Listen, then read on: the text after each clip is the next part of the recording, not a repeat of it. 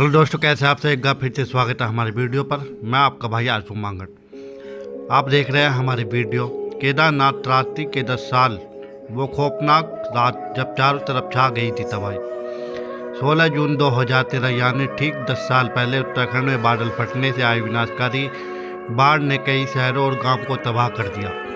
इस बाढ़ में हजारों की संख्या में लोग बह गए, जिनमें से कई लोगों के शव भी मिले ही नहीं। 10 साल बाद तबाही के केंद्र में रहे केदारनाथ की उस विभीषिका को याद करते हुए रामकरण बेनीवाल बताते हैं कि किस तरह उन बाढ़ में उनके परिवार को हमेशा के लिए तोड़ दिया।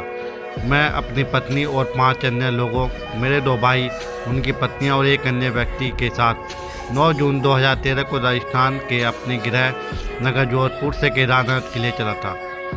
मेरे बच्चे पढ़ाई और अन्य कामों में व्यस्त लिहाजा उन्होंने हमारे साथ नहीं आने का फैसला किया था। मेरी पत्नी छोटा देवी और मैं उस विभीषिका के दिन से पहले तक 3 मुख्य धाम केदारनाथ के यमुनोत्री और गंगोत्री जा चुके थे। तब केवल केदारनाथ ही जाना बचा था। 16 जून को हम केदारनाथ के पवित्र मंदिर पहुँचे। वहाँ पूजा अर्चना करने के बाद हम नीचे की तरफ रामबाड़ा चल पड़े। अभी हम उस रास्ते में ही थे कि बहुत तेज़ बारिश होने लगी। हम करीब शाम 5 बजे रामबाड़ा पहुँचे और वहाँ रात वहीं गुजारने का फैसला किया। रात को हम अलकनंदा नदी के किनारे पर बैठकर राम नाम का जप रहे थे कि अचानक मुझे नदी और पास की चट्टानों से बहुत तेज़ आवाज़ सुनाई पड़ी। नदी के साथ बहुत बड़े पत्थर लुढ़कते हुए नीचे आ रहे थे और वो इतने उग्र हो चुकी थी कि उसने अपनी चपेट में इंसानों को लेना शुरू कर दिया था। मेरी पत्नी और एक भाभी भी उसमें बह गई। फिर नदी में मेरे भाई को बाहर ले गई।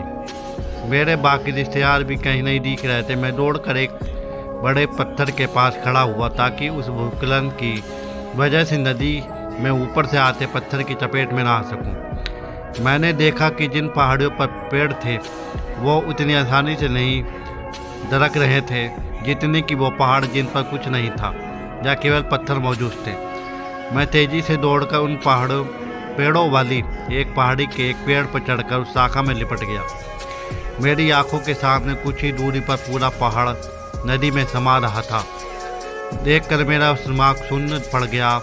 जो सब देखा वो मेरा दिमाग प्रोसेस ही नहीं कर पा रहा था। वहाँ जम जाने वाली ठंडी थी और मेरे कपड़े भी गीले हो चुके थे।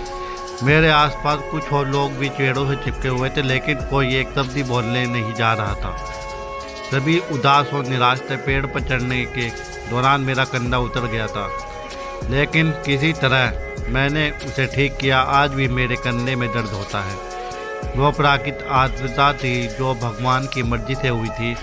मैं उसे एक ट्रेन यात्रा की तरह याद करता हूँ जहाँ सफ़र थे। मेरी आंखों के सामने कुछ ही दूरी पर पूरा का पूरा पहाड़ नदी में समा गया था।